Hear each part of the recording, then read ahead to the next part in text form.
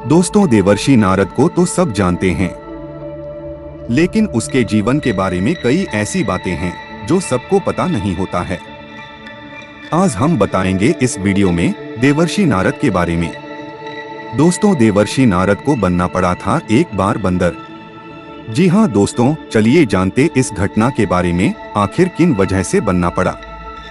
दोस्तों, इस पहले यह जानकारी अच्छी लगे तो एक लाइक और कमेंट अवश्य कर दीजिएगा। चलिए शुरू करते हैं इस कहानी को।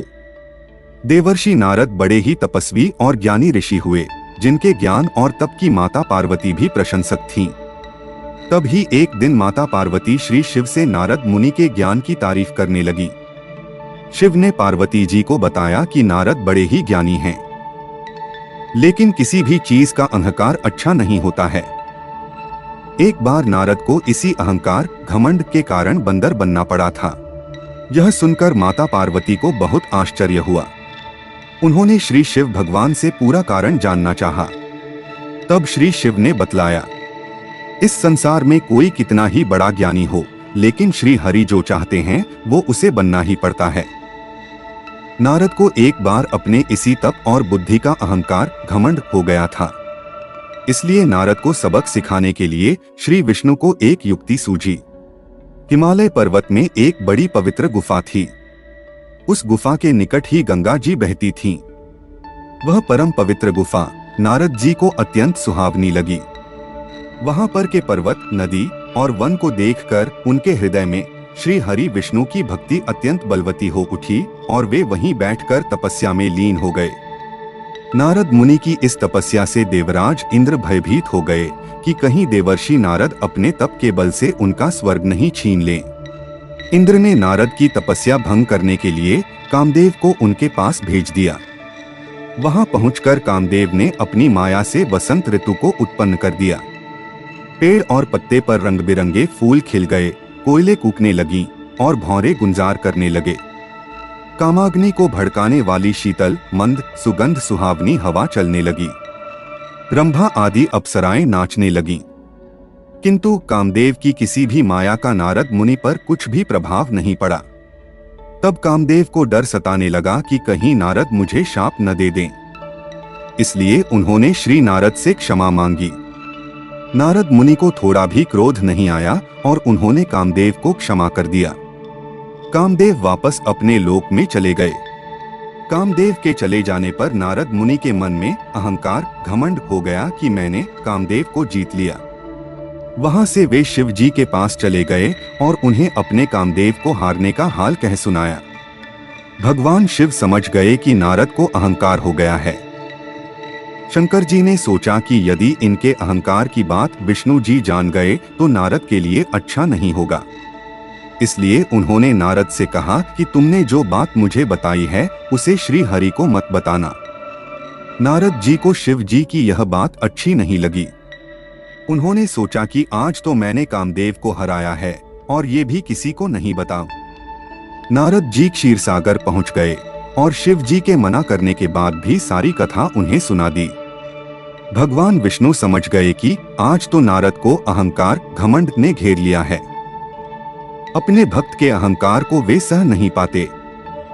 इसलिए उन्होंने अपने मन में सोचा कि मैं ऐसा उपाय करूंगा कि नारद का घमंड भी दूर हो जाए और मेरी लीला भी चलती रहे। नारद जी जब श्री विष्णु से विदा होकर चले तो उनका अभिमान और भी बढ़ गया। इधर श्री हरि ने अपनी माया से नारद जी के रास्ते में एक बड़े ही सुंदर नगर को बना दिया। उस नगर में शीलनिधि नाम का वैभवशाली राजा रहता था। उस राजा की विश्व मोहिनी नाम की बहुत ही सुंदर बेटी थी, जिसके रूप को देखकर लक्ष्मी भी मोहित हो जाएं। विश्व मोहिनी स्वयंवर करना चाहती थी, इसलिए कई राजा उस नगर में आए हुए थे। नारद जी उस नगर के राजा के यहाँ पहुँचे तो राजा ने उनका पूजन करके उन्हें आसन पर बैठाया। फिर उनसे अपनी कन्या की हस्तरेखा देखकर उसके गुणदोष बताने के लिए कहा। उस कन्या के रूप को देखकर नारद मुनि वैराग्य भूल गए और उसे देखते ही रह गए। उस कन्या की हस्तरेखा बता रही थी कि उसके साथ जो विवाह करेगा वह अमर हो जाएगा। उसे संसार में कोई भी जीत नहीं सकेगा और संसार के समस्त जीव उसकी सेवा करेंगे। यह बात नारद मुनि ने राजा को नहीं बताई और राजा को उन्होंने अपनी ओर से बनाकर कुछ और अच्छी बातें कह दी। अब नारद जी ने सोचा कि कुछ ऐसा उपाय करना चाहिए कि यह कन्या मुझसे ही विवाह करे। ऐसा सोचकर नारद जी ने श्री हरि को याद किया और भगवान विष्णु उनके सामने प्रकट हो गए। नारद जी ने उन्हें सारी बात बताई और कहने लगे, हे नाथ, आप मुझे अपना सुंदर रूप दे दो ताकि मैं उस कन्या से विवाह कर सकूं। भगवान हरि ने कहा, हे नारद, हम वही करेंगे जिसमें तुम्हारी भलाई हो। यह सारी विष्णु जी की ही माया थी। विष्णु जी ने अपनी माया से नारद जी को बंदर का रूप दे दिया। नारद जी को यह बात समझ में नहीं आई। वो समझे कि मैं बहुत सुंदर लग रहा हूँ। वहां पर छिपे हुए शिव जी के 2 गणों ने भी इस घटना को देख लिया। इसके बाद ऋषिराज नारद तत्काल विश्व मोहिनी के स्वयंवर में पहुंच गए और साथ ही शिव जी के वे दोनों गण भी ब्राह्मण का रूप बनाकर वहां पहुंच गए। वे दोनों गण नारद जी को सुनाकर कहने लगे कि भगवान ने इन्हें इतना सुंदर रूप दिया है कि राजकुमारी सिर्फ इन पर ही रीझेगी। उनकी बातों से नारद जी मन ही मन बहुत खुश हुए।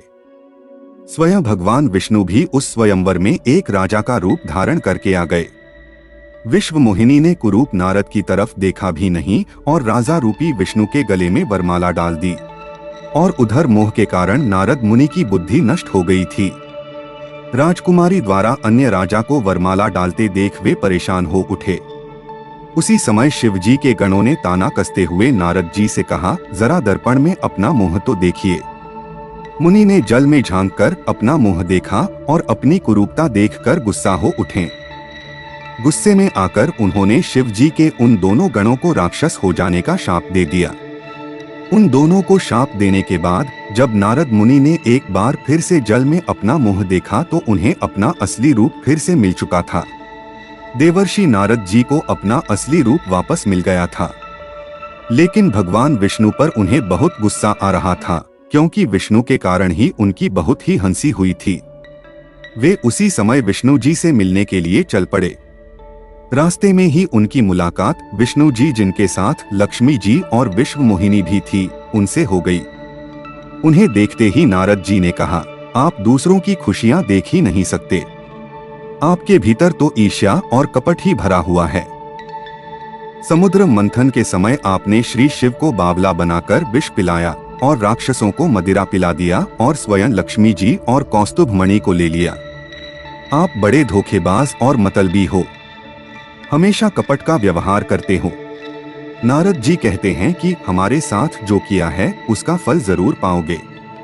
आपने मनुष्य रूप धारण करके विश्व मोहिनी को प्राप्त किया है, इसलिए मैं आपको शाप देता हूँ कि आपको मनुष्य जन्म लेना पड़ेगा।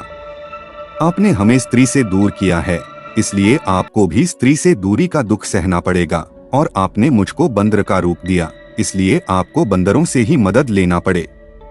देवर्षि नारद जी ने भगवान विष्णु को ऐसा शाप दे दिया।